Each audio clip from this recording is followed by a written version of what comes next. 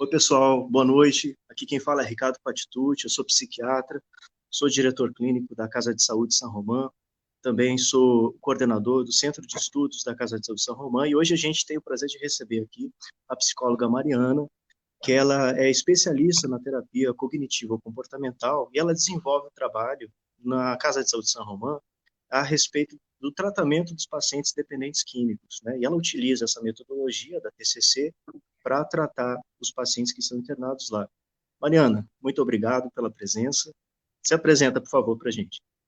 Olá, boa noite, Ricardo, tudo bem? Boa noite, pessoal. Eu me chamo Mariana, eu sou psicóloga clínica, né? Desenvolvo hoje o trabalho lá na Casa de Saúde São Romão. E eu, na verdade, tenho especialização. Eu fiz a especialização em dependência química, né? Fiz Uhum, uma pós em dependência química para estar desenvolvendo esse trabalho. Já atuo há 4 anos nessa área, né? Já atuei em ambulatório, clínica, consultório, internação. E hoje estou fazendo esse trabalho aí, tanto dentro da internação como no ambulatório, né? No HD, uhum, com os aham. Ah, tem o pacientes. HD também. É. Tem o HD também, né? Uhum, Faço grupo também lá no HD com os pacientes da dependência química pelo citrate, né? uhum, uhum. Assim, considerando que a gente está falando para pessoas que conhecem, né, o nosso trabalho, pessoas que também não conhecem, só explica um Hum, pouquinho como é que é o HD, Mariana, porque esse é o HD Hospital Dia, né? E a gente tem e internação e Hospital Dia, né? isso. O hospital dia, eu costumo dizer assim, né, bastante lá dentro, que o hospital dia é um suporte, né, pós-internação, é um Uhum, suporte. Quando se sai da internação, precisa se criar uma base, né, aqui fora. Você vai uhum, construindo a vida a partir do HD, né? uhum, Vai construindo trabalho, estudo, família, vai retomando aí as suas relações. E o HD está lá fora, está aqui fora para te dar, poder dar esse suporte para os pacientes, né? Eles continuam sendo acompanhados pelos profissionais, eles passam o dia, né, lá no Hospital Dia, né, de 9 às 5, e uhum, podem ir dormir em casa e retomando as relações aos poucos, né, para que isso uhum, possa ser construído. uhum. Mariana, fala um pouco a respeito da terapia cognitivo-comportamental. Como é que é, assim? Porque a gente aqui nas lives, no Centro de Estudos, a gente já falou de diversas linhas terapêuticas da psicologia, né? A gente falou Uhum. sobre a psicanálise, sobre a Gestalt, a gente falou sobre a terapia sistêmica familiar, né? E agora a gente convidou você para falar um pouquinho da terapia cognitivo-comportamental, mas como é que ela difere das outras linhas e como é que surgiu? Como é que é a terapia? Vamos lá, então, a terapia cognitiva comportamental surgiu a partir de Aaron Becker, né? Ele, Uhum, na verdade, veio aí, desenvolveu essa linha. A princípio, era para tratar pacientes depressivos, né? Pacientes uhum, aí com transtorno de depressão. E o que que acontece? Ele começou a perceber nesses pacientes que o que mantinha a depressão ela era a crença que os pacientes tinham distorcidas, né? Do eu, como eles viam a si mesmo, os outros em volta e o futuro. Essas uhum, crenças pessimistas acabavam mantendo a depressão, né? uhum, Como eles reforçavam essas crenças a partir da interpretação que eles tinham do ambiente à volta, né? Do futuro, de si mesmo e das pessoas à sua volta. Então, eles o tempo uhum, todo estavam reforçando essas crenças, né? Crenças, na verdade, são os pensamentos, uhum. né? São os nossos pensamentos, sonhos, é toda a interpretação do nosso ambiente. Uhum, uhum. Então, como se fosse um padrão de interpretar a realidade, assim, como se todo mundo tem as suas crenças e algumas pessoas têm algumas crenças que, em razão delas, pela natureza delas, elas acabam sendo patológicas e levam a comportamentos, assim, nocivos, autodestrutivos. É meio por aí, assim? Isso, exatamente isso, né? Todos nós fazemos interpretações do ambiente que a gente vive, né? Uhum, Aaron Becker chama essa interpretação de pensamentos automáticos. São aquelas interpretações rápidas que a gente uhum, faz acerca, né, do ambiente que a gente está. Por exemplo, eu passo do lado de alguém, essa pessoa não fala comigo. E aí, uhum, ao mesmo tempo, eu já penso, nossa, ela não gostou de mim, né? uhum, Que está por trás disso pode ser, as pessoas não gostam de mim. A crença uhum, que eu vim construindo ao longo da minha vida pode ser, as pessoas não gostam de mim, ninguém gosta de mim, me sinto uma pessoa rejeitada, né? Sou uma pessoa rejeitada. Essas são as crenças. Né? Uhum. Quando, na verdade, nem sempre. Às vezes o outro está com pressa, às vezes o outro realmente não viu. Né? Então, é a forma Uhum. como a gente interpreta aí os eventos à nossa volta. Uhum. Uhum. Né? Isso são as crenças. Uhum. A gente sabe, né, que diversos diagnósticos assim na psiquiatria e a psicologia não trabalha tanto com a questão do diagnóstico assim, de categoria, né, como por exemplo transtorno de personalidade borderline, transtorno esquizoafetivo, assim, essas categorias elas são mais do âmbito da psiquiatria, né? Mas a gente sabe, fazendo um paralelo, por exemplo, de pessoas que sofrem do transtorno de personalidade borderline, elas têm um sentimento assim constante de abandono, né? Isso. Sempre com sentimento de rejeição, né? Então, dentro desse exemplo que você falou, a gente poderia pensar assim, um paciente que tem esse diagnóstico, né, transtorno borderline, e por conta dessa crença, então, de que é abandonado, talvez essa tendência, tende a interpretar qualquer relação que acontece, qualquer situação do mundo, como um abandono. Por exemplo, mandou mensagem para alguém no WhatsApp, a pessoa não respondeu, viu, mas não respondeu, a primeira coisa que vem na cabeça, não quer falar comigo, não gosta de mim, está me abandonando. É mais ou menos isso. Exatamente, exatamente Uhum, isso. Né? Essas crenças, na verdade, o que acontece? Né? Nós somos uma criação da nossa infância, né? A gente tem lá as nossas relações uhum, familiares, sociais, com o financeiro, né? Todas essas relações na infância, elas vão construindo as nossas crenças. Então, uhum, quando na primeira infância se tem experiências negativas, a uhum, tendência é que se construa crenças negativas, uhum, né? Por exemplo, quando a pessoa, né, a gente sabe aí que no transtorno de borderline, quando as pessoas experimentam algum tipo de abandono, né, uhum, na primeira infância, ela vem reproduzindo isso ao longo da vida, né? O uhum, Becker chama isso de crenças, né? uhum, Às vezes, enfim, e aí, uhum. isso é que você vai interpretando, né, os eventos à sua volta de acordo com essa tua crença de abandono, no caso do transtorno de borderline. Uhum, uhum. E eu sei que, lógico, o enfoque nosso aqui é a questão da dependência química, né? Mas a gente já tocou nesse ponto do transtorno borderline, só trazer um dado estatístico, né? Que cerca de 70% das pessoas que sofrem de dependência química, elas têm um transtorno de personalidade associado, né? E dentre esses Uhum. 70%, cerca de metade delas, transtorno borderline. Então, assim, quem tem o transtorno de personalidade borderline é um fator de risco para desenvolver a dependência química, né? Antes só de te Não, voltar a palavra, Mariana, assim, rapidamente, você falou da questão de experiência do abandono na primeira infância, mas às vezes não necessariamente houve um abandono em si, às vezes a maneira uhum. como a criança interpretou aquilo. Por exemplo, os pais se separaram, né? E Isso. aí, porque às vezes é melhor se separar, né?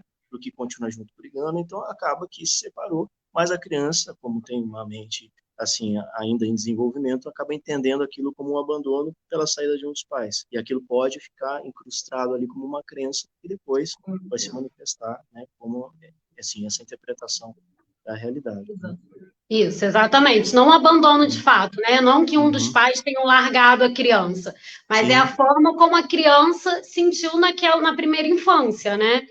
E aí Uhum. ela vai interpretando os eventos ao longo da vida dela de acordo com essa crença, Uhum. Uhum. né? Que é isso, exatamente isso. E aí lembrar que assim, não só o transtorno de personalidade, né, na dependência química, mas o transtorno de humor também, né? A gente vê Sim. aí, né, na internação, muita Uhum. bipolaridade, depressão, alcoolismo, então tá muito ligado à depressão, né? Uhum. Quase que aí Uhum. 80% dos casos de alcoolismo estão associados à depressão, né? Uhum. Uhum. Sem dúvida, é uma comorbidade muito frequente, né? E até do Isso. ponto de vista psiquiátrico, quando a gente vai tratar a dependência química, a gente vai muito mais na tentativa, por exemplo, do ponto de vista medicamentoso, estritamente medicamentoso, é muito mais tratar a comorbidade, ao tratar a comorbidade, por exemplo, a gente trata a depressão com Uhum. antidepressivo, por exemplo, e aí a pessoa se reestabelece e se melhora, e aí facilita o tratamento da dependência química, né? Mas, então, para a Uhum. gente entrar nesse assunto, né, mais específico da dependência química, Mariana, fala um pouquinho para a gente qual é o conceito assim, de dependência química, como é que você enxerga a dependência química? O que é a dependência química? Na verdade, assim, a TCC ela fala exatamente sobre isso, né? A Uhum, questão da droga, ela vem para regular o humor de alguma forma. uhum, Então, assim, por que que o dependente ali, o usuário, acaba indo buscar a droga? Porque ela entra como um regulador de humor. uhum, Nessa disfunção, né, nessa interpretação dos eventos disfuncionais, que acaba aí gerando um sentimento desconfortável, né? Muitas uhum, das vezes vem a crença de vem o sentimento de abandono, de rejeição, de tristeza, de solidão.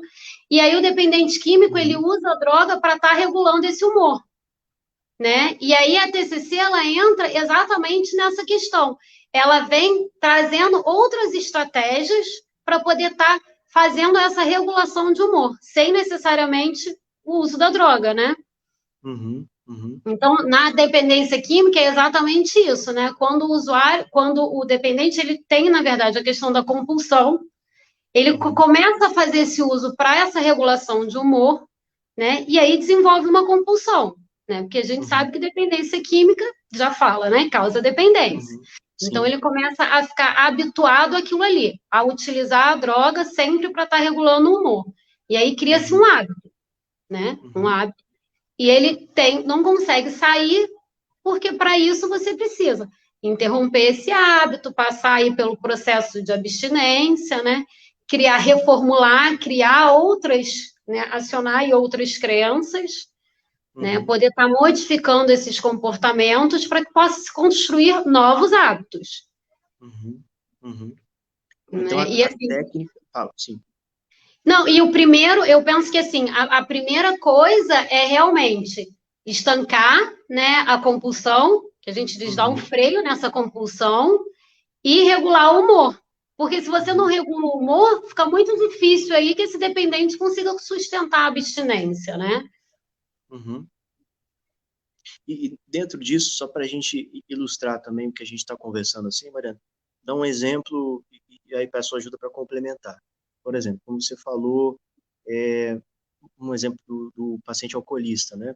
Dos Uhum, motivos também que as pessoas iniciam o abuso do álcool, por exemplo, é a timidez, né? Então uhum, né, nós já acompanhamos até juntos alguns casos assim de pessoas que eram extremamente sim, tímidas, né? O que a gente chamaria no diagnóstico da psiquiatria de fobia social. E aí a pessoa, uhum, para conseguir interagir com outras pessoas, né, sentia a necessidade de beber, né? Encontrar, assim, tá começando um namoro, alguma coisa, e aí usava o álcool para relaxar e conseguir se sentir mais à vontade.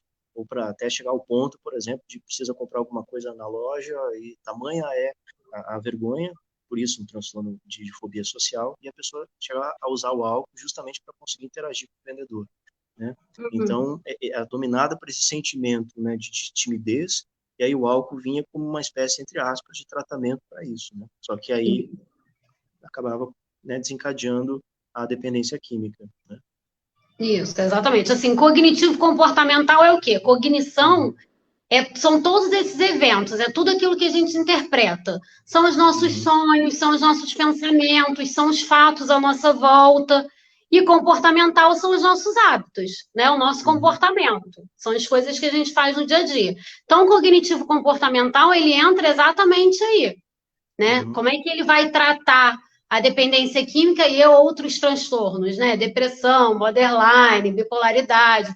Ele vai tratar essas crenças, né? uhum, Existem as crenças facilitadoras, que a gente chama de crenças facilitadoras, são aquelas que mantêm o hábito, que uhum, reforçam o hábito do uso de droga. O que que é uhum, isso? Por exemplo, um usuário que acredita que não vai conseguir viver sem a droga, uhum, né? Essa é uma crença facilitadora. Né? Outra crença facilitadora é essa questão da timidez.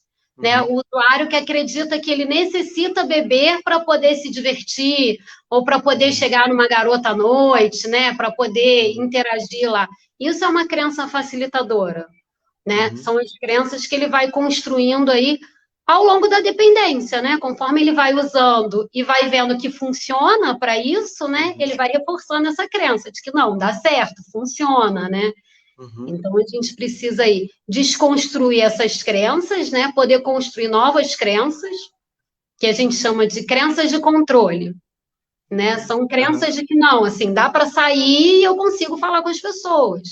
né? De uhum, repente eu não vou ser tão animado, mas eu vou conseguir interagir, eu vou conseguir me divertir, né? uhum, E, enfim, poder fortalecer essas crenças de controle para que ele possa construir novos hábitos, né? Que é o comportamental, que são os comportamentos. uhum, uhum, entendi.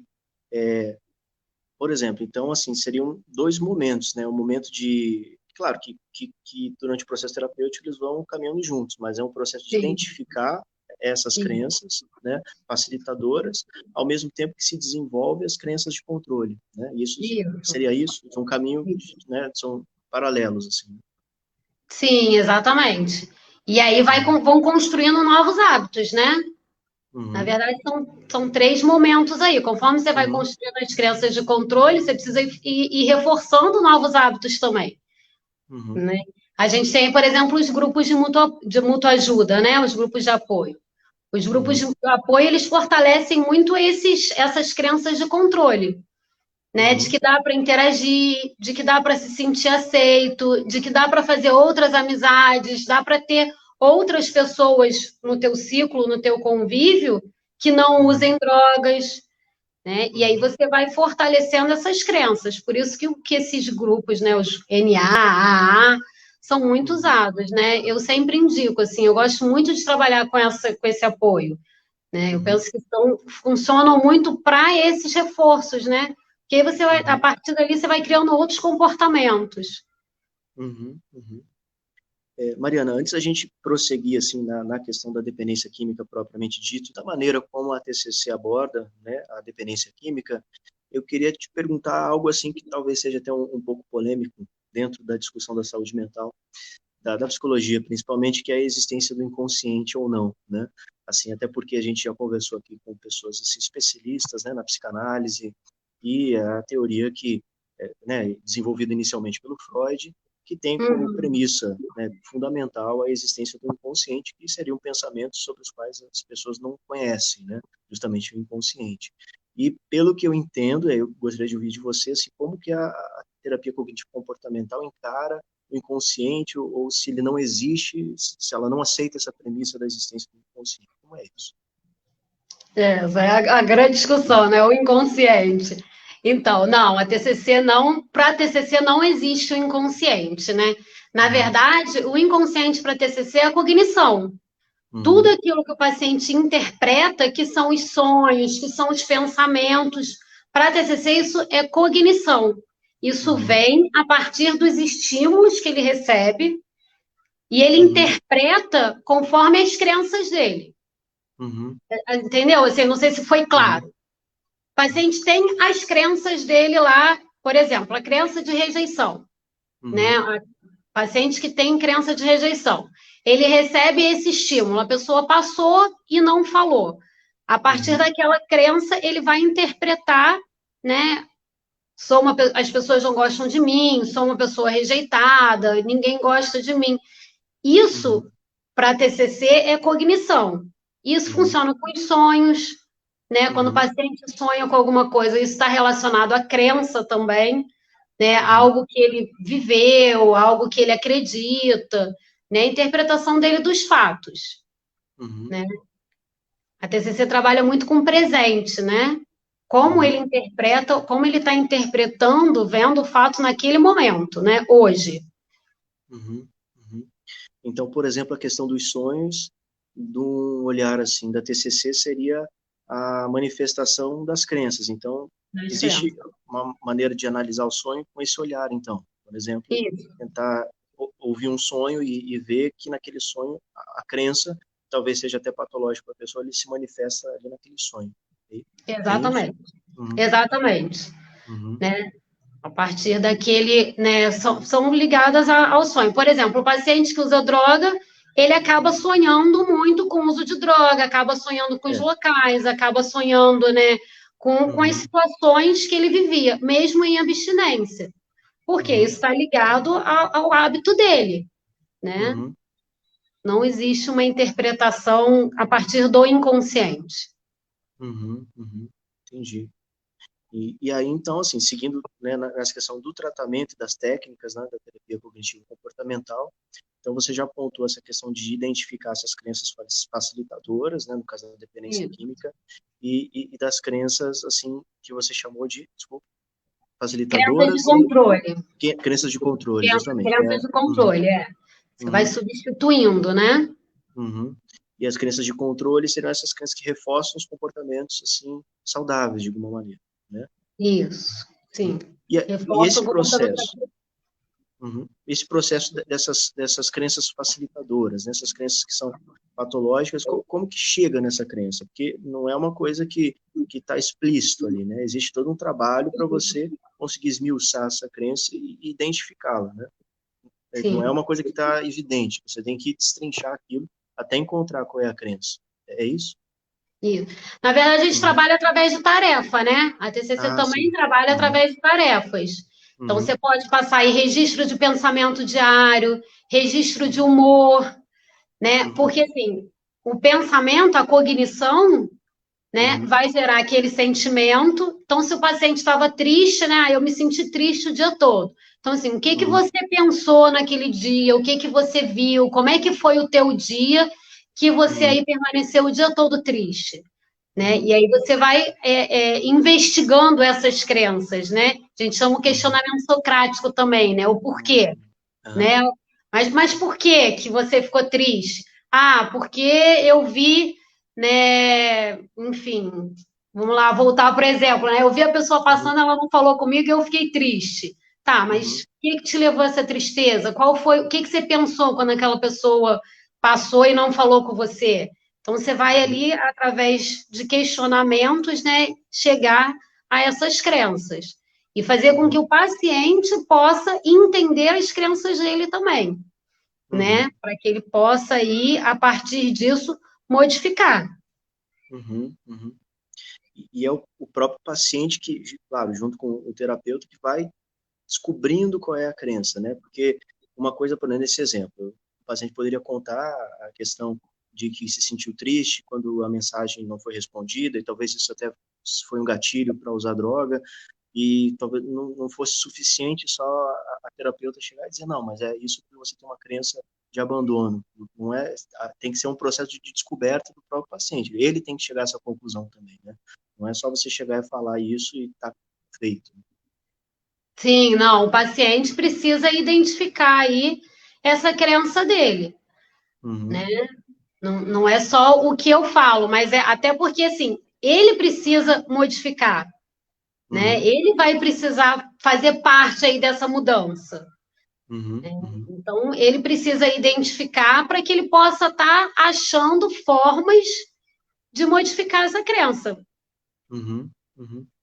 E eu acho muito interessante que você trouxe, né, essa questão de utilizar do método socrático, né, o questionamento socrático, né, Isso. porque na filosofia, né, o questionamento socrático ele é chamado, o processo de Sócrates é chamado de maiêutica, né, e a maiêutica em grego significa parto. Então, assim, é como se você, e o processo da maiêutica seria dar luz a uma ideia, né? Uhum. Então, de alguma maneira, é como se fosse fazendo essa analogia, já que o nome é processo socrático, questionamento socrático, é dar luz à crença, você conseguir iluminar essa crença, né? Junto com, e aí vem os questionamentos, né? Porque, a Exatamente. princípio, ele se sente triste, mas tá, mas por que que você está triste, né? Aí Uhum. até chegar no ponto de, não, de fato, eu me senti no fundo, eu me senti abandonado, aí veio o sentimento de tristeza, aí eu me senti rejeitado, e aí eu acabei usando droga para apaziguar aquele sentimento, né? Então, é um Exatamente. processo.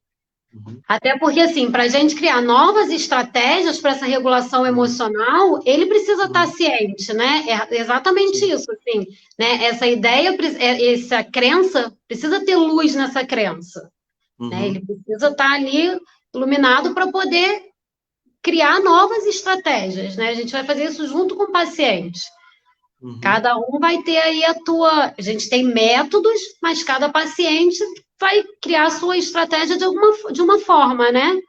A uhum, gente sabe que uhum, cada ser humano é um, né? Então, claro. precisa. Uhum. Não tem uma resposta pronta, né? Exatamente, não tem uma resposta pronta. Uhum. Isso E tem que ser construído junto com o paciente, né? Todo uhum, esse processo é um processo de construção junto com o paciente. uhum, uhum. E ainda dentro da questão da dependência química, né, uma coisa que a gente acaba observando que é um grande sofrimento diz respeito aos familiares do paciente que sofre da dependência química, que muitas vezes acabam também se tornando pacientes até pela relação, né, que se estabelece, né, de um familiar ou ente querido usando droga e às vezes desapareceu e é aquele sofrimento, aquela angústia, não é fácil. Então, assim, como que é essa abordagem? A TCC também é, é utilizada para tratar e ajudar os familiares dos pacientes com dependência química? Sim, porque os familiares também desenvolvem crenças, né, a partir Uhum, do comportamento do dependente. A gente tem uhum, algumas frases aí em dependência química, né? A dependência uhum, química não contamina, mas contagia.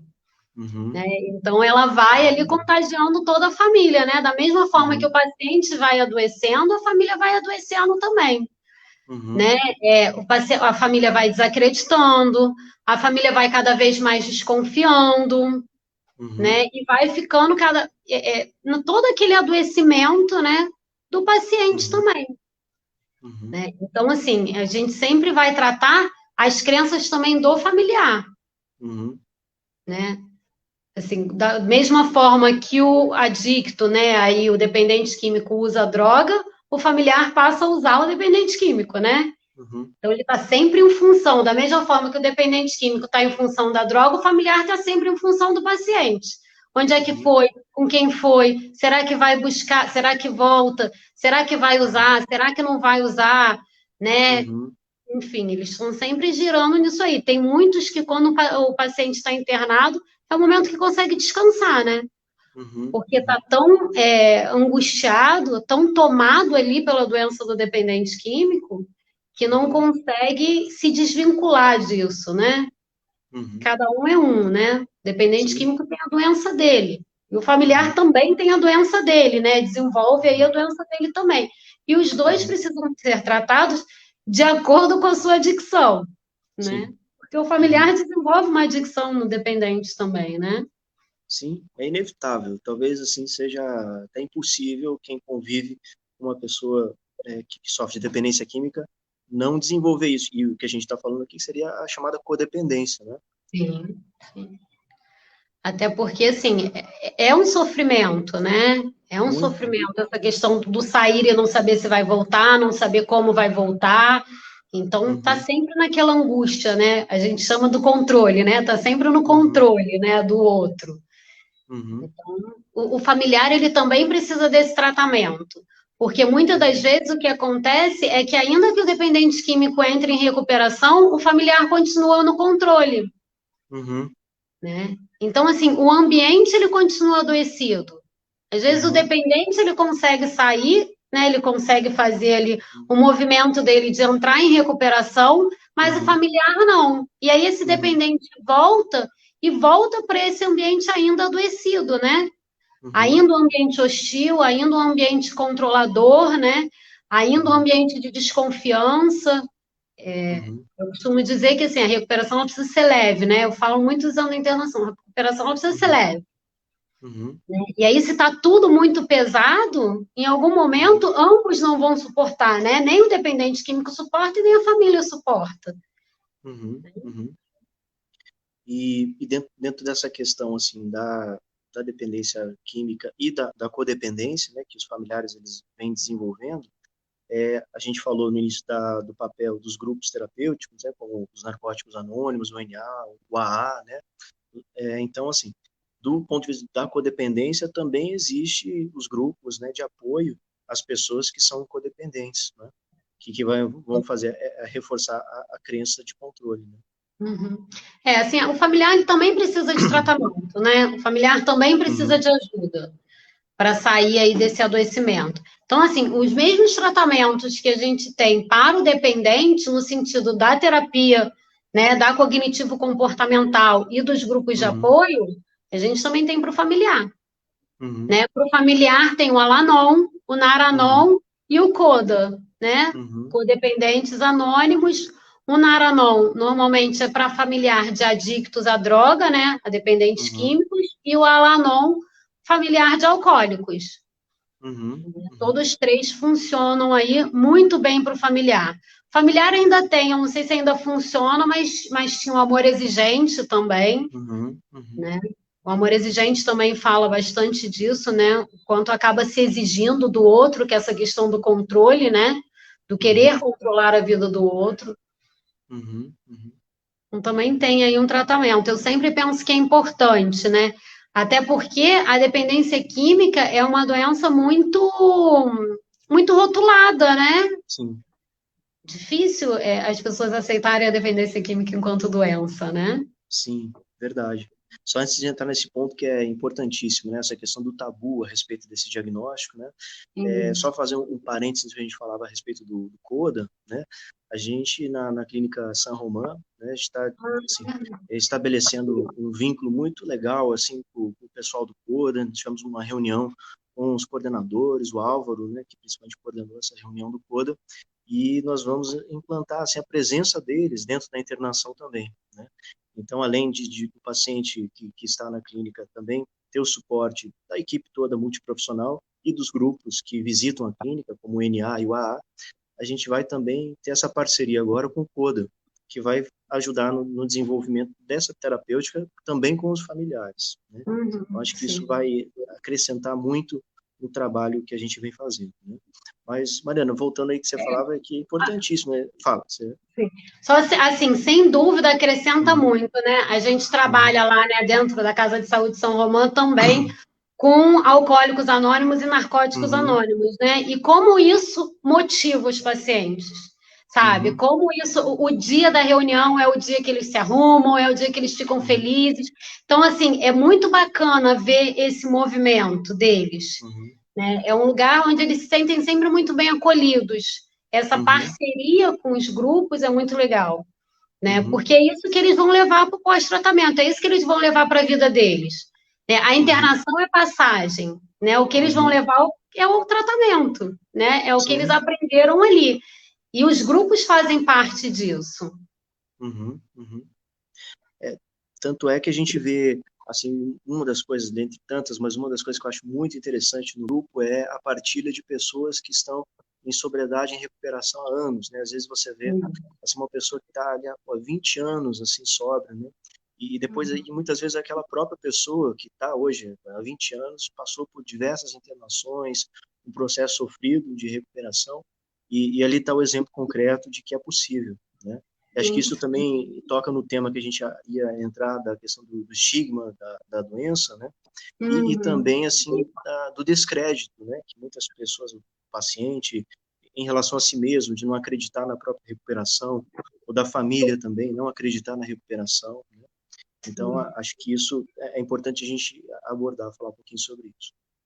É, assim, o grupo, ele reforça a crença de controle, né? Uhum, Porque cada vez que o paciente vai lá e vê alguém que se recupera, que está há múltiplos anos limpo, né? uhum, Aquilo ali reforça que eles também podem, que eles também conseguem. E assim uhum, também no familiar, né? Cada vez que o familiar vai no grupo e encontra outras famílias com o mesmo sim, problema, né? Outras famílias que hoje estão conseguindo viver confortavelmente, né? uhum, Independente de como está o seu dependente químico, né? Porque uhum, ir ao grupo não significa que o dependente químico vai se recuperar, vai entrar em sim, abstinência, né? Não, uhum, mas viver confortável independente da doença do outro, né? uhum, Esse é o objetivo do tratamento para a família, né? uhum, Então, quando o familiar vai e consegue ver isso, isso também vai motivar, né? Isso também reforça aí a crença de controle do familiar, né? sim, Tem muito esse estigma. Assim, eu entendo a dependência química como doença, né? A dependência uhum, química está aí, né, pela Organização Mundial de Saúde, está no CID-10, uhum, no DSM, mas ainda existe muito esse estigma, né, de que não sim, consegue porque não quer, de que é falta uhum, de vergonha. uhum, Eu penso que, assim, alguém que te teve, a gente vê lá várias internações, será que é isso uhum, que essa pessoa queria estar vivendo mesmo? uhum, Sabe? Será que é só falta de vergonha? Será que é só mau caratismo? Uhum. né? Então, assim, a gente precisa ter um olhar aí mais empático e mais pro lado voltado mesmo para o lado da doença, sabe? O quanto Uhum. aquele paciente também sofre, o quanto Uhum. aquele paciente quer sair daquele lugar, né? O quanto aquele paciente quer poder não usar mais droga, viver uma vida Uhum. saudável, né? O quanto eu vejo lá, né? Esses pacientes querem sair, eles querem conseguir Uhum. sair e ter uma vida funcional, Uhum. né? Eles querem conseguir sair e estudar e voltar para a família e construir uma família, sabe? E poder Uhum. trabalhar. E assim, não conseguem de fato, né? Uhum. Não é não querer, né? Eu, Uhum. eu penso que assim, vai muito além do não querer, Sim. né? Uhum. É É algo um muito complexo. não conseguir, né? A questão da regulação emocional, a questão de estar Uhum. confortável dentro de si, né? Poder Uhum. viver sem estar sempre triste, sem estar sempre sentindo aí, né? Se sentindo rejeitado, se sentindo sozinho, se sentindo triste, é muito importante, né? Uhum. E o que eu vejo que a grande dificuldade aí, o grande desafio é esse, né? Muitos Uhum. pacientes acabam tendo muitas recaídas por conta disso. Uhum. Tem os estímulos internos e os externos, né? E aí, Uhum. assim, os internos são aqueles que eu penso que são os maiores desafios, Uhum. que é a depressão, é a ansiedade, a própria insônia, Uhum. né? Eu falo muito isso dentro da internação, assim, dá para ter qualidade de vida sem dormir? Uhum. Né? Como é que você vai trabalhar no dia seguinte se você não dorme bem à noite? Uhum. Né? E às vezes, assim, uma ansiedade causa uma insônia que não dorme no dia seguinte, que, enfim, acaba criando ali, né, acaba criando um hábito mesmo, né, de viver Uhum. muito disfuncional. E Uhum. aí não Uhum. consegue sustentar sem usar droga. Então, assim, o Uhum. grande desafio aí é conseguir essa regulação, né? Conseguir regular. A gente trabalha muito na TCC também a questão da agenda. Por Uhum. quê? É importante poder ter essa vida funcional, se enquadrar novamente numa vida saudável.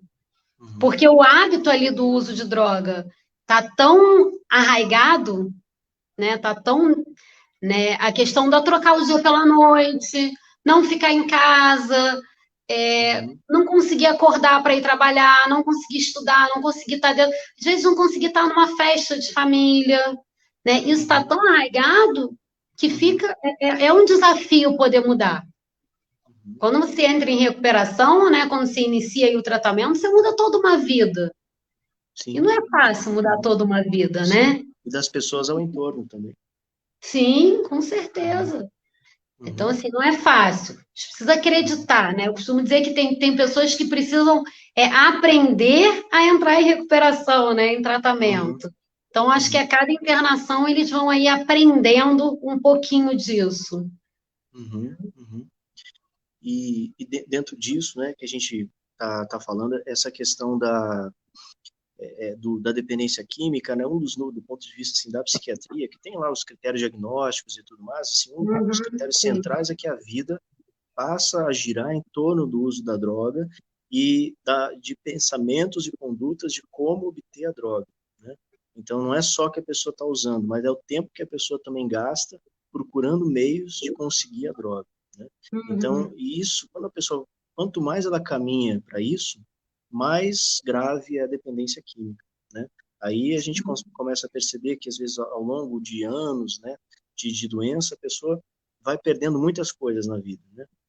Por exemplo, o filho vai crescendo e aí acabou não indo nas reuniões, nas festas, né? Acabou perdendo momentos importantes da vida, acabou deixando de fazer coisas que antes gostava muito de fazer, uma atividade física, um esporte, deixa de fazer, e aí tudo passa a se centralizar na droga, né? Então, isso assim, é o núcleo da dependência química, porque a gente tem a questão do uso nocivo, né, por exemplo, do álcool, né, que é uma substância lícita, não é todo mundo que usa o álcool que é dependente químico, mas conforme uhum, a vida vai girando em torno do álcool, isso vai caminhando para a dependência química. A pessoa que começa a beber todo dia de noite, ou depois ele começa durante o trabalho, começa a pensar, começa a ficar ansioso pela hora de chegar em casa e beber. Então, até o pensamento começa a se voltar para o momento de usar droga. Então, Isso é o caminho para a dependência química. Eu costumo sempre dizer que a dependência química ela não acontece do dia para a noite, né? Então, ela é um Sim, processo que vai se instaurando aos poucos, né? sim. Na verdade, a dependência química, a gente fala, né, física, mental e espiritual, né? O Uhum, físico é a compulsão. A partir do momento uhum, que ele entra, né, o dependente químico entra em contato com a droga, ele não uhum, consegue ali parar, né? Porque uhum, dispara a compulsão. O mental, que é a cognição, que são esses uhum, pensamentos, né? É a uhum, obsessão, a ideia fixa, que não necessariamente está ali no uso, mas exatamente uhum, isso que você falou, né? uhum, Como que ele vai fazer para conseguir, aonde que ele vai, onde é que estão as pessoas, tudo uhum, o planejamento de como conseguir. E o uhum, espiritual, que é o comportamental, né? uhum, São os hábitos, né? São os comportamentos que ele vai desenvolvendo. Então, uhum, tudo isso precisa ser mudado para que esse dependente químico consiga aderir a esse tratamento. uhum, uhum. Um outro sinal também, você falando também me veio aqui a questão, um outro sinal também é a questão de disfarçar o efeito do uso da droga, né? Sim. Isso também, quando eu começo a já caminhar para esse tipo de preocupação, será que as pessoas vão perceber que eu usei e tal? É um sinal de alerta de que está caminhando para dependência química, se já não está, já não é um caso, né, de dependência química. Sim. E no mental a gente tem aí, além da obsessão, a gente tem também paranoia, Ah, né? Tem a sim. depressão, tem a Uhum, ansiedade, que tudo uhum, isso pode vir aí com a dependência química, né? Com a progressão do uso. uhum, uhum. Sim, sem dúvida. Até a questão do sono que você falou, né? Assim, é muito comum você, a pessoa que é dependente químico, depois que de um tempo de uso, né, já instaurada a dependência química, não consegue mais dormir, às vezes sem usar a droga, né? Ou às vezes sem usar a medicação, porque é inevitável, por exemplo, alguém que tem a dependência química de cocaína, que agita muito, né, libera adrenalina e tudo mais, então assim, depois disso para dormir é praticamente impossível, né?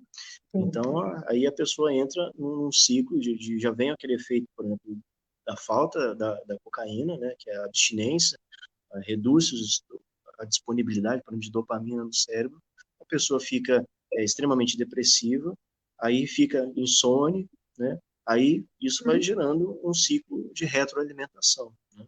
Aí às Sim. vezes acaba usando novamente para tirar aquele efeito ruim que está sentindo, só que daí depois que não acabar o efeito da próxima ciclo de compulsão, vem pior ainda o efeito da abstinência e aquilo não tem fim, né? Às vezes só se interrompe mesmo, nesses casos, com a internação, né? A internação, sempre costumo comparar assim, a internação psiquiátrica com o CTI da saúde mental, né? É um momento ali de crise em que a pessoa ela é cuidada por diversos profissionais simultaneamente, é medicada, é observada, né?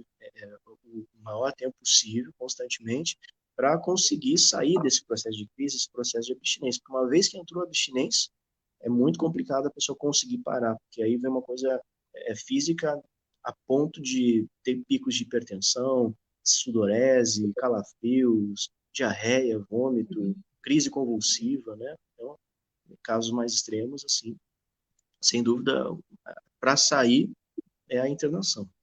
Sim, eu costumo dizer que assim, a primeira coisa que eles ganham quando eles entram na Uhum. internação é a rotina, né? Sim, Porque é a primeira coisa que se perde, né? Quando Uhum, você uhum, começa, né? Quando a gente começa um uso, a primeira coisa que se perde é a rotina, é a troca do dia pela noite, é não ter horário para almoçar, é não ter uhum, horário para chegar em casa. Isso se perde muito rápido, né? Então uhum, assim, vem a questão da rotina e da regulação de humor, que é o que a uhum, gente mais observa dentro da uhum, internação, né? uhum, Como é que está o humor? Né? Tá triste? Não tá, conseguiu dormir? Não conseguiu dormir? Como é que está a ansiedade?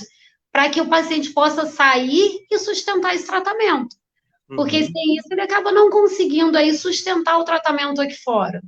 uhum, Então são uhum, os dois pontos principais aí, né? uhum.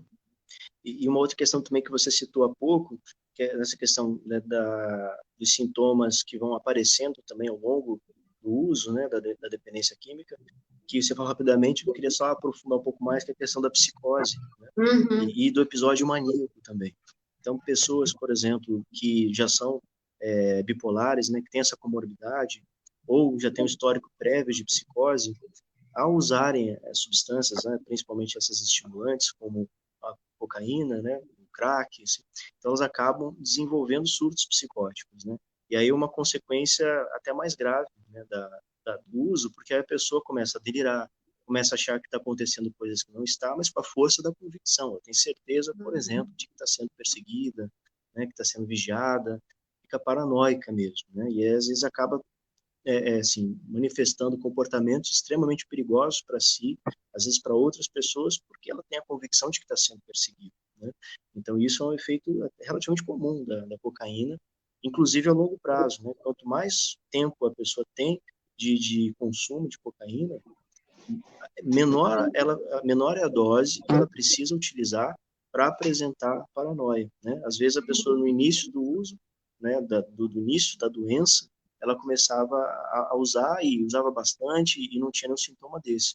Às vezes, aí, com anos, né, de evolução da doença, a pessoa usa uma dose de cocaína e já fica num estado paranoico, né? Então, Sim. isso é algo também bastante preocupante que muitas vezes só resolve com a internação também. Sim. É a progressão da doença, né? A Uhum, doença vai. A tendência é que se use cada vez mais. Né? A uhum, dependência química não tem volta. Né? uhum, O paciente que começou a usar muito, né, que aumentou a quantidade, ele não vai conseguir voltar. Né? Ele vai uhum, sempre usar cada vez mais. E a gente falando uhum, de regulação emocional, a maconha, né, que é uma droga uhum, aí, que se minimiza muito, mas quantos uhum, adolescentes a gente vê que eu não consigo comer se eu não fumar maconha, uhum, né? Eu não uhum, consigo dormir se eu não fumar um baseado antes. Então, assim, uhum, já tem aí uma questão da regulação do humor mesmo, né? Da regulação, uhum, né, do sono, do apetite, o quanto vai associando a hábitos naturais, né? uhum, A hábitos uhum. que são nossos, que ninguém precisa fumar maconha para comer, ninguém precisa fumar Sim. maconha para dormir, né? E aí, como vai instalando a dependência, você vê que vai se associando a esses hábitos, né? Uhum, uhum. Realmente não dá para romantizar, né, o Uhum. uso da maconha, assim, assim, porque dentro desse ponto, claro, também não vamos fazer aqui a discussão especificamente disso, porque tem outras consequências, mas essa questão, assim, do uso terapêutico, né, da maconha, da cannabis, de fato, ele tem evidência, assim, mas a propriedade, assim, não é o efeito de alteração da consciência propriamente dito, Uhum. né? Sim. É o uso do canabidiol, né, por exemplo, que hoje está evidenciado para tratar a questão da epilepsia refratária, né, questões de autismo, né? Mas assim, entre outras coisas, mas assim, não é o efeito da alteração da consciência propriamente dito, né? É Sim. um extrato, né, uma molécula de dentro da cannabis, né? Então, e assim, uma das características assim dos efeitos colaterais assim mais comuns do uso da maconha é a chamada síndrome motivacional, né? Que a pessoa, com o passar do tempo, ela vai perdendo a vontade de fazer as coisas, né? Ela vai ficando assim sem motivação, né? E isso muitas vezes se confunde com a depressão, porque a pessoa fica às vezes sem até vontade de tomar banho, sem vontade de sair, sem ver os amigos, só fica em casa assim no sofá, ouvindo uma música, uma coisa, vai fumando o dia inteiro, né? Então isso assim é um uso assim dependente da maconha e vinculado aí à síndrome motivacional, né? Traz prejuízos muito grandes.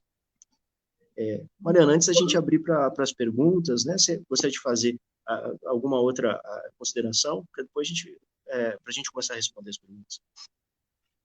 Na verdade, assim, que a gente falou da internação, né, da importância Uhum, da internação nesse.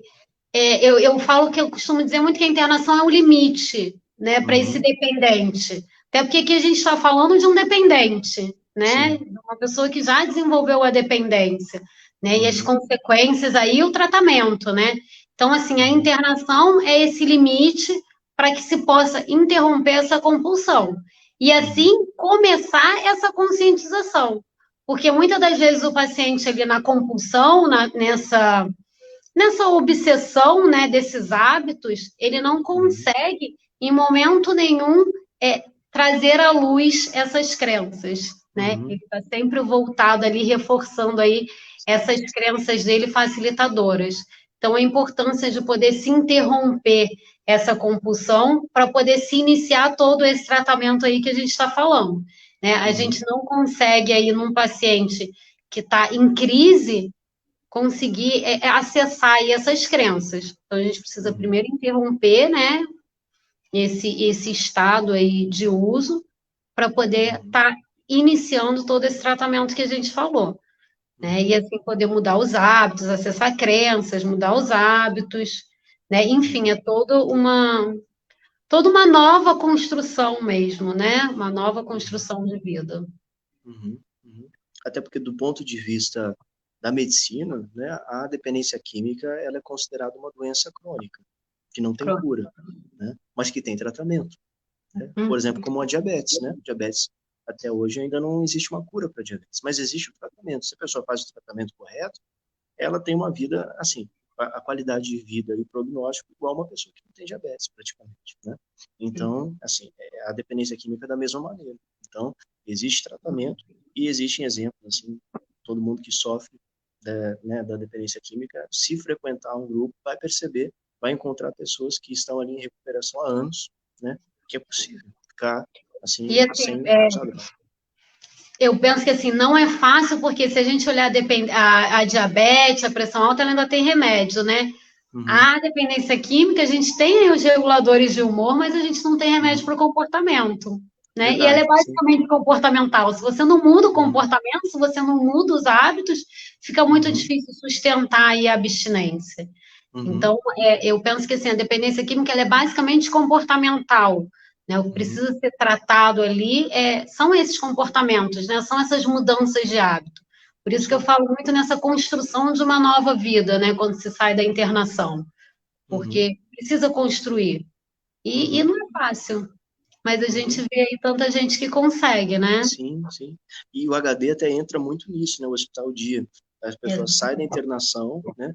Então, estava naquele momento de compulsão grave, vem ali a internação como também uma maneira de estabelecer uma rotina, da pessoa conseguir se restabelecer, mas nesse processo de reinserção, né, de saída de internação, ela fica num regime quase que, fazendo um paralelo, semi-intensivo, né? Ela passa um dia no hospital dia, aí volta para casa, às vezes não vai nem todo dia, às vezes vai 2, 3 vezes na semana, né? E aí tá nesse regime semi-intensivo, depois vai reduzindo, às vezes, o número de dias frequentados no HD até receber alta, né? Então, é um processo, assim, assim, a gente pensa de modo de início, meio e fim. É fundamental, assim, o que eu penso enquanto rede de apoio, quando se sai da internação, é hospital dia, grupo de mutuajuda, terapia e psiquiatria, né? Um psicólogo e um psiquiatra. Essa, no meu ver, é a rede de apoio ideal para o paciente que está. Né? Um paciente que consegue construir essas 4 bases aí numa rede de apoio é um paciente que tem uma base para manter a abstinência um período bem longo, né? Até mesmo não ter mais nenhuma recaída, nenhum deslize, assim, isso para mim é a base do tratamento.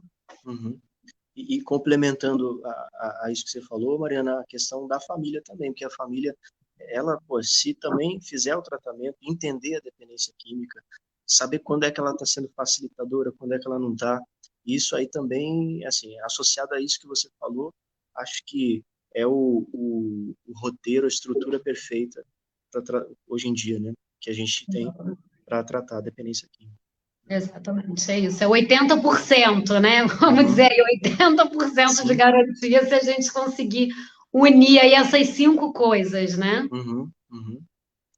E, pessoal, para a gente dar seguimento, então, pedir aos colegas, ao Rainer, a Anésia, né, fazem parte da assessoria de imprensa, que nos auxiliam aqui nesse processo das lives do Centro de Estudos. A gente pedir se houver uma pergunta de alguém assim que gostaria de interagir. O Zander, pô, Zander, grande Zander, reforçando as crenças, vou ler aqui, aí a gente vai discutindo.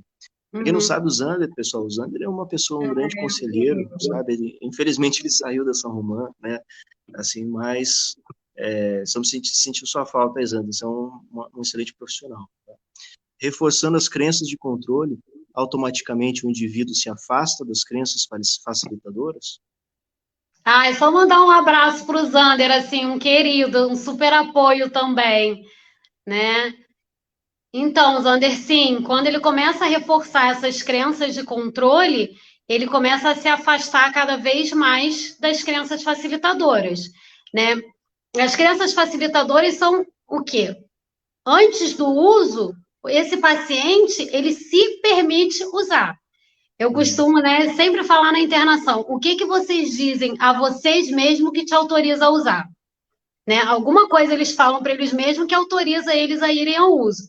Essas Uhum. são as crenças facilitadoras, né? A Uhum. partir do momento que eles vão se afastando dessas crenças facilitadoras, eles vão reforçando as crenças de controle, que é o eu não preciso, eu consigo suportar, eu consigo passar por isso sem droga. E aí sim eles vão se afastando dessas crenças facilitadoras. Uhum. A Bárbara Valim, obrigado, Bárbara, pela pergunta. Ela diz o seguinte: as crenças muitas vezes são inconscientes ou não? Na verdade, a TCC não trabalha com inconsciente, né? Uhum. Então, não, elas não são inconscientes, né? Uhum. Elas não estão no inconsciente, elas muitas das vezes não são identificadas. Uhum. Mas isso não significa que elas estejam escondidas, elas não estão escondidas. Elas estão Uhum. na fala do paciente, sabe? Elas Uhum. estão no pensamento do paciente, mas não porque aí o inconsciente vem a questão dos sonhos, né? De que estão lá Uhum. atrás, a questão de que não se acessa, né? As crenças, as crenças não, elas você tem um acesso às Uhum. crenças, né? No pensamento, na fala, no próprio Uhum. comportamento, o paciente vai mostrar quais são as crenças dele. Uhum. Você podia dizer que elas estão implícitas de alguma maneira. Isso. Uhum. Bom, Uhum. exatamente isso. Bom, a Nésia pergunta aqui: identificar as crenças do paciente e dos familiares pode auxiliar a encontrar os conflitos daquelas relações familiares? Com certeza. Com certeza. Porque, na verdade, aí as crenças distorcidas é que faz ter esse conflito nas relações, né? Que Uhum. faz ter esse ruído aí na comunicação, né? Uhum. São as distorções. Quando as Uhum. crenças estão distorcidas, a forma com que a gente interpreta o que o outro fala, o comportamento do outro, né? Uhum. Vai ser sempre distorcido. E aí que geram os conflitos. Então, se a gente identifica essa crença, a gente com certeza consegue mediar e encontrar esses conflitos. Uhum. Uhum. Deu para entender? Sim. O Leandro Pacheco, ele pergunta o seguinte: obrigado pela pergunta, Leandro. Como a TCC vai ajudar o paciente que é dependente químico a lidar com a rejeição, frustração e fracasso, devido não ser um pensamento negativo, mas sim um cenário negativo, onde muitos não são mais vindos, não são mais talvez bem-vindos em seus lares. Como a TCC, que é dependente. Então, na verdade, não ser bem-vindo aos seus lares é uma interpretação do paciente. Né? É isso, Uhum. assim, é a forma, essa crença aí, a rejeição, a frustração, o fracasso, é a forma com que ele está interpretando, né? Uhum. Lógico que com o tempo de uso a gente entende que você vai cada vez mais fortalecendo isso, é o que a gente falou, essas são as crenças facilitadoras. O paciente se sente frustrado, rejeitado e fracassado, e com isso ele acredita que ele precisa estar sempre usando para poder suprir aí esses sentimentos. Mas assim, Leandro, né? As pessoas conseguem sim sucesso, as pessoas conseguem sim abstinência, as pessoas conseguem sim construir, né? E Uhum. isso a gente entendendo, mesmo que existam consequências ao longo da vida por conta das drogas, é possível se construir uma vida aí saudável, né? Uhum. Uhum. Agora, só complementando, né, esse ponto, é, assim, que tem um pedaço da pergunta do Leandro que me fez pensar numa questão seguinte: porque existem as crenças, sem dúvida, né? Mas, assim, quando não, talvez, assim, um ponto de vista que ele esteja colocando também, seja assim, quando não se restringe apenas a uma crença, mas quando aquilo é verdade mesmo, entendeu? Ele, não é que ele interpreta necessariamente que está sendo rejeitado, mas, por exemplo, que ele está, de fato, sendo rejeitado, no sentido de que a família não quer mais receber, ou em casos muito extremos, por exemplo, o paciente tem alta e a família não quer, aparece nem para buscar o paciente e não quer recebê-lo em casa, sabe? Ou não abre a porta de casa para entrar, claro, considerando todo o contexto adoecido onde todos estão envolvidos, né? Assim, eu acho que olhando por esse viés, né, que se associa a isso que a Mariana falou, eu vejo que aí, assim, o caminho seria buscar outras redes de apoio, né? Por Uhum. exemplo, os grupos, né? Que é um local onde a pessoa sempre vai ser acolhida, né? A própria internação psiquiátrica, né? O Sim. hospital dia, né? Então, assim, tem outras estruturas que a pessoa pode recorrer, né? Para tentar, assim, aí, não necessariamente contando naquele momento com a família, mas aí com a equipe de apoio, né? Porque sempre vai É. haver uma equipe de apoio para auxiliar, né? Seja na clínica, seja nos grupos de mútua ajuda. Assim, que eu posso dizer, a TCC vai ajudar nesse desconforto, né? A não Uhum, ser tão desconfortável. E uhum, aí, a gente vai buscar dentro de outras redes de apoio, assim como o Patitucci falou, né? A questão desse acolhimento. Porque, uhum, assim, nem sempre a família vai estar em recuperação, né? sim, Nem sempre a família vai entender o que é dependência química. E uhum, não necessariamente precisa isso para o paciente entrar em recuperação. É isso que sim, a Paty falou, buscar outras redes de apoio, né? O grupo, a uhum, própria internação, né? uhum, A gente consegue aí construir, né, outros laços que não seja uhum, necessariamente a família, porque a gente entende que a dependência química muitas das vezes tem consequências negativas e algumas irreparáveis. uhum, uhum. E estendendo ao máximo assim, o conceito de resiliência, né, essa capacidade de adaptação, talvez assim, num ambiente desse, onde de fato há uma rejeição desse nível, de a família não querer mais, por exemplo, conversar, não querer mais ver o paciente, ela tentar, assim, de modo resiliente, utilizar isso como mais um artifício de motivação, né? Veja Sim. pô, a perda toda que houve, né? A ponto até da minha família não querer mais falar comigo. Então, vamos tentar mudar esse olhar e usar isso como uma motivação para adquirir e perseverar na sobriedade. Sim, com certeza. A Marli Leite, ela pergunta, obrigado, Marli. Ela diz o seguinte, a pessoa que tem a necessidade de tomar cerveja todos os dias, pode ser um alcoólatra? Então, a palavra necessidade me faz pensar que sim, né? Não Uhum, necessariamente alguém que tome cerveja todos os dias vai ser um alcoólatra, né? Até porque cada caso é um caso, e aí fica muito complicado responder, né, assim. Mas a palavra necessidade me faz pensar que sim, alguém que tem necessidade de beber, eu entendo como um alcoólatra, né? uhum, uhum, sem dúvida. Claro, assim, né, Marli, a gente não vai fazer um diagnóstico aqui, Sim, assim, né, sem conversar com a pessoa, supostamente que motivou a pergunta, né? Porque aí a gente não tem todos os elementos e tudo mais, mas como a Mariana falou, essa palavra necessidade, se ela de fato é uma necessidade, porque pode ser também ser uma interpretação da família, né? A família acha que é uma necessidade, mas assim, se de fato for uma necessidade, aí assim, a gente se preocupa no aspecto de pensar na dependência química, né? Tem alguns critérios assim de alerta, né, para a gente pensar em dependência química, né, que são alguns, assim, por exemplo, se sentir culpado, né, se a pessoa ela bebe, por exemplo, e depois que ela bebe ou no dia seguinte ela se sente culpada por ter bebido, isso é um sinal de alerta, né?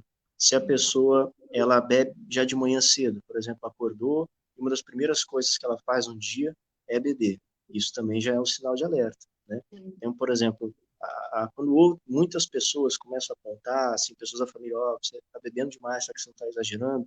Quando outras pessoas começam a falar do consumo, isso também é um sinal de alerta. Então, assim, são todos sinais de triagem, né, que apontam para a dependência química. Como a gente conversou há pouco, né? Ninguém se torna dependente químico do dia para a noite, né? Isso é um processo, né?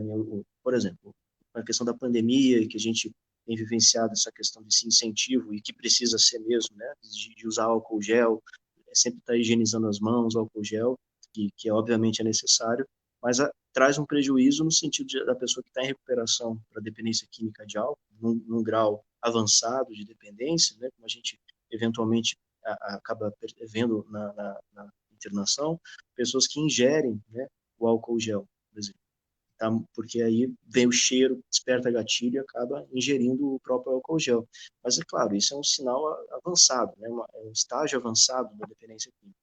Mas ninguém começa, nesse caso, bebendo álcool gel do dia para a noite. Começa com a cerveja, depois passa por um destilado, aí começa a beber um pouco mais cedo, chega mais cedo do trabalho, começa a acordar meio com ressaca, e meio que vai na ressaca trabalhar no outro dia, aí eventualmente falta um dia, e assim vai progredindo. Né? Então é uma doença crônica.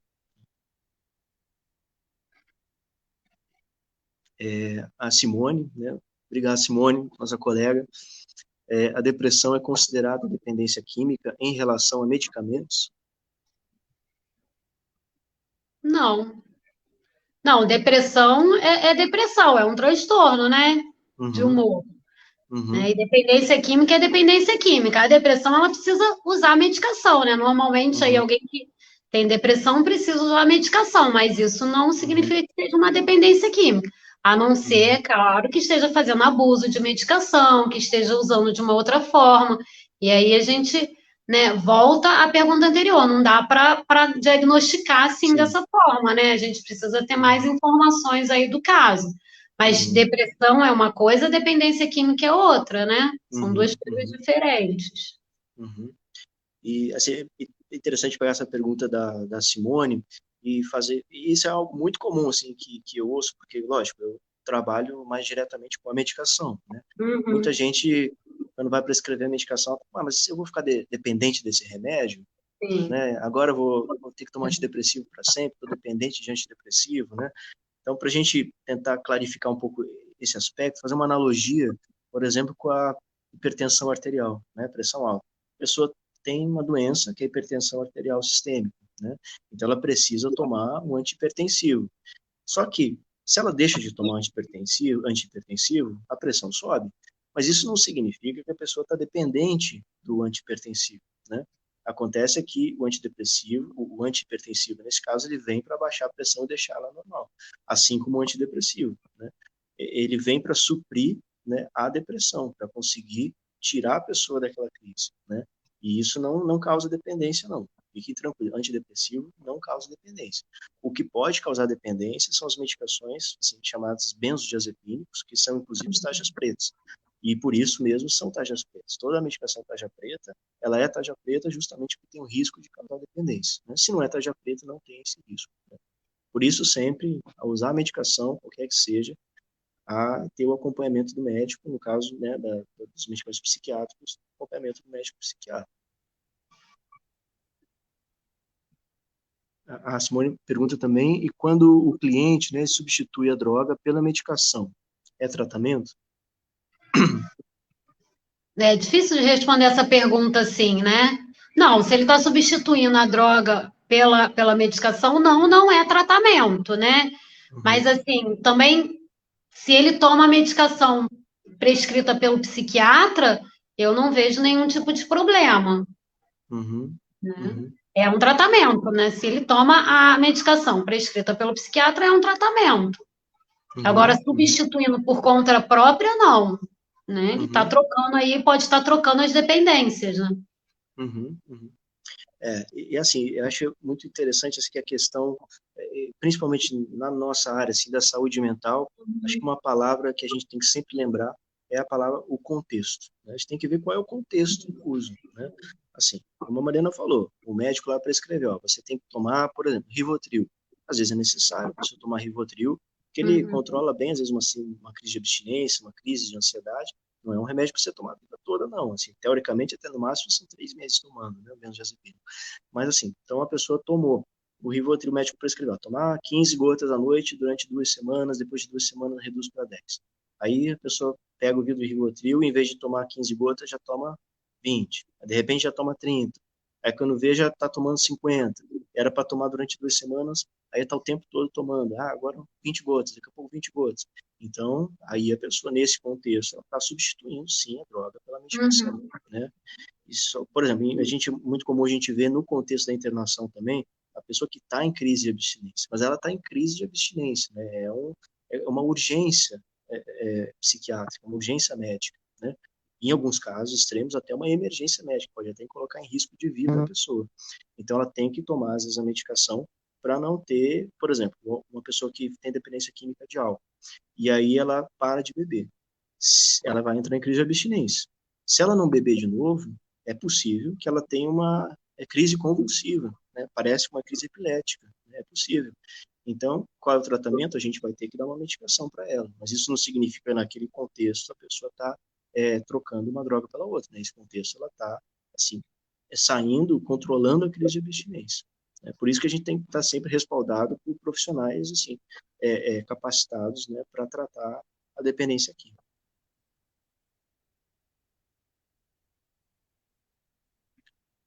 O Adriano Alberto, obrigado pela pergunta. Adriano fala o seguinte: seria possível usar álcool e químico sem ser adicto? Não, eu penso que sim, assim, existem pessoas que podem usar o álcool, né? Que pode fazer o uso de álcool de forma recreativa e não tem problema da dependência, né? Nem todo mundo que bebe aí tem o problema da dependência. O Uhum, químico já é, né? Eu não sei se pode estar usando aí dessa forma, mas o álcool sim, né? Nem todo mundo que bebe vai se tornar um alcoólico. uhum, sem dúvida. Essa questão, assim, né, Adriano, do químico é uma pergunta até meio polêmica, assim, né? Mas não é consenso, não, sabe? Estatisticamente, 30% das pessoas que experimentam cocaína se transformam em dependente químico. O problema é o seguinte, né? Nesse momento, por exemplo, vai experimentar, 30% se torna dependente químico. É um número alto, né? De 10, 3 se tornam dependentes. É uma roleta russa mesmo, né? Você também, poxa, se você for um desses, né? Se você tiver também essa genética, essa predisposição, né? Aí é complicado, né? Então, é uma questão de variáveis, né?